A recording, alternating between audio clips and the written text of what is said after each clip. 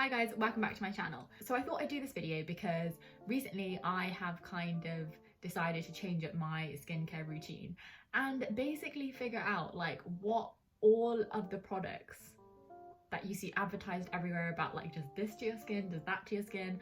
I was just like, what do these even mean? Like, it is time for me to do that research and also kind of find out exactly what a skincare routine should be and what we're all doing wrong and what we're all doing right. There might be stuff that you know already, stuff that you don't know, stuff that you disagree with.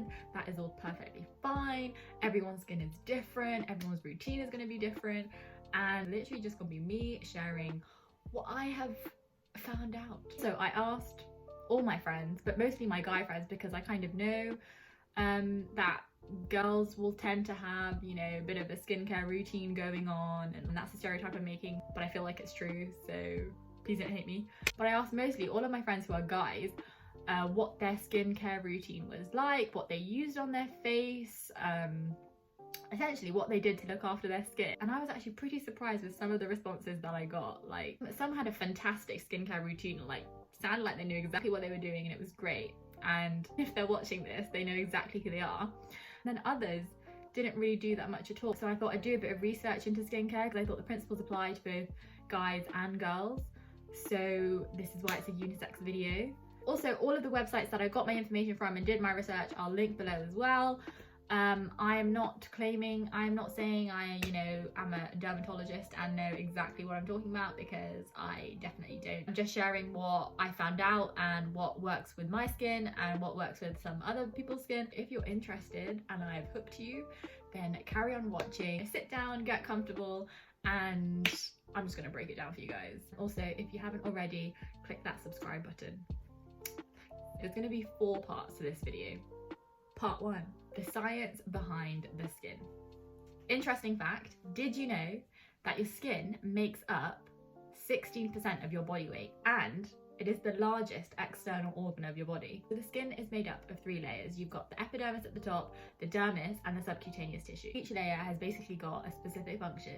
So the outermost layer, which is your epidermis, is mainly made up of a specific type of cells called keratinocytes, which are made from a protein keratin, which is also found in your hair and in your nails. Keratinocytes form several layers in the epidermis layer that continuously grow outwards until the cells above them sort of die and break off.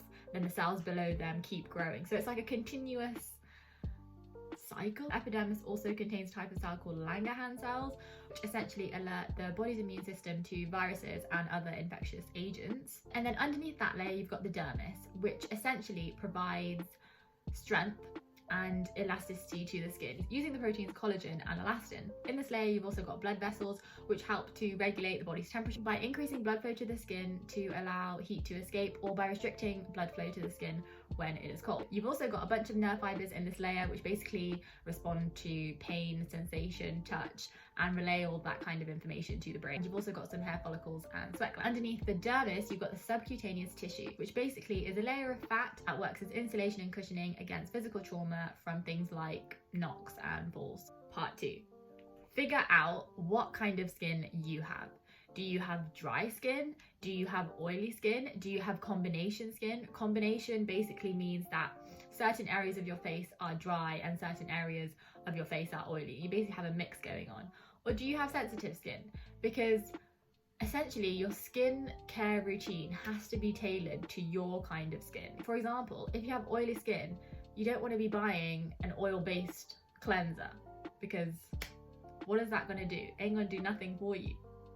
Part 3, your routine and what you need to have the best skin you can possibly have. Now, I agree with people when they say that you don't want to use too many products on your skin, because that can be quite harsh on your skin, it can clog your pores, and it can actually lead to the natural oils on your skin being removed. So we're going to keep it simple.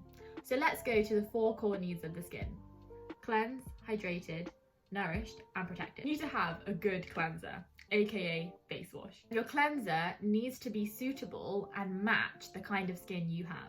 So for oily or acne prone skin, a salicylic acid wash is basically the best thing, according to the research that I've done. Salicylic acid, if I'm even saying that correctly, It's a soluble type of acid that is able to penetrate deep into the layers of the skin and break up excess oil and dead skin cells. Therefore, it's great for oily skin because effectively it decreases oil secretion. If you've got dry skin, then a milky cleanser is probably the best, because this is a cleanser that is made of a blend of emollients, so creams, and water, which means that it will retain moisture in dry skin. If you've got skin with brown spots or hyperpigmentation, then use a brightening wash such as alpha hydroxy acid cleanser. Alpha hydroxy acid basically helps to shed the dead skin cells and increase cell turnover, leading to brighter, rejuvenated skin. And moving on to the second core need of the skin, which is hydration. Hydration basically is your moisturizer. Apparently, the best times to moisturize are in the morning and at night before you go to sleep. If you want to get a good moisturizer, then get one that has got a sun protection factor of at least more than 30. This is going to give you protection from UV rays, which a lot of people think don't really affect you if you're in like England and you know it's like dull and raining most of the time. But actually, whether it's rainy or whether it's sunny, UV rays are still basically hitting your skin. Daily UV exposure can cause the protein elastin to basically stiffen and coil up, inhibiting their ability to bounce back into shape, basically decreasing your skin's elasticity. This leads to signs of early aging and less plump, healthy skin. So moral of the story, find a cleanser and a moisturizer that works for you and keep them at the core of your routine. Next one is nourishment, which basically means give the skin what it needs. Have a healthy diet, drink lots of water, and get enough sleep. Water does wonders, like actually does wonders. And the last core need was protection, but this is basically covered by your moisturizer, getting one that's SPF of at least 30 because that's what's going to be protecting your skin. And then extra stuff to basically implement into your routine is exfoliation. Another interesting fact, roughly 50 million skin cells shed from our bodies each day, and we create a new layer of skin around every 28 days. Your skin technically exfoliates itself, but it's possible for these dead skin cells to remain on the skin. Therefore, it is important for you to get an exfoliating face wash that you use at least once a week. Finally, something that I think all of us suffer from are spots. It can be caused by many things, including sweating, humidity, menstruation, hormone changes, pregnancy, some medications, and even cosmetic products. To prevent spots from occurring and getting acne, then wash your face twice a day, in the morning and at night. Definitely wash your face after a workout because sweat clogs your pores, giving rise to spots. So simply using water is just not enough. Other tips include, if you don't want to clog your pores, then do not use an oily based cleanser. Also, girls and guys, wash your makeup brushes regularly, at least once a week, because you know dirt can get on those things. And finally, remove all makeup before going to bed. Part 4, routine extras. So these are basically a bunch of stuff that I don't think you necessarily need them in your routine, but they're kind of extra stuff and you can kind of add them if you want, take them out if you want, but it's all up to you guys because it's your routine and it's unique to you and your skin. So face masks, love a good face mask. I personally really like the charcoal ones and also any of the ones from Lush because I just love everything in Lush. I'd say do a face mask at least once a week. Find one that does everything that you want it to do because of what you're looking for and just enjoy it. Like, I find doing face masks really therapeutic personally, but that might just be me.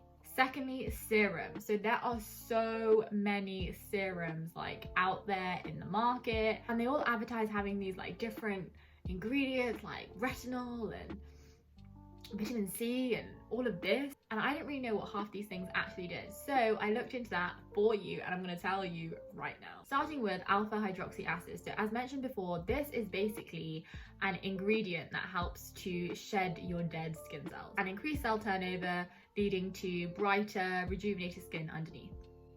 Next one is hyaluronic acid. So this is a molecule that basically draws water into your skin to help give it sort of a refreshed appearance and also to smooth fine lines. This molecule is actually naturally produced by us and it's a molecule that retains water, like I said. So it basically means that it retains moisture. As you age, you produce less of it, and if you have dry skin, then you probably lack a bit of hyaluronic acid. Next, we've got vitamin A. So vitamin A basically increases collagen and elastin production, which can reduce fine lines and wrinkles and increase skin tone. Then you've got retinol, which is basically the natural form of vitamin A. What this does is it increases collagen to improve fine lines and wrinkles. You must use it at night because retinol is broken down in sunlight, and you must use it in conjunction with SPF because it can make the skin more sensitive to UV rays. Then you've got L-ascorbic acid, which is basically an antioxidant. It's a form of vitamin C and it promotes collagen production. This improves general dullness, inhibits melanin production. Melanin is basically what gives your skin color, so inhibiting this can prevent dark spots and fade existing ones. Next, let's talk about toner. So toner isn't absolutely necessary in your skincare routine. What toner does is it removes excess dirt, any oil traces, and makeup after washing your face, and basically gets rid of any impurities that may still be there even after washing your face.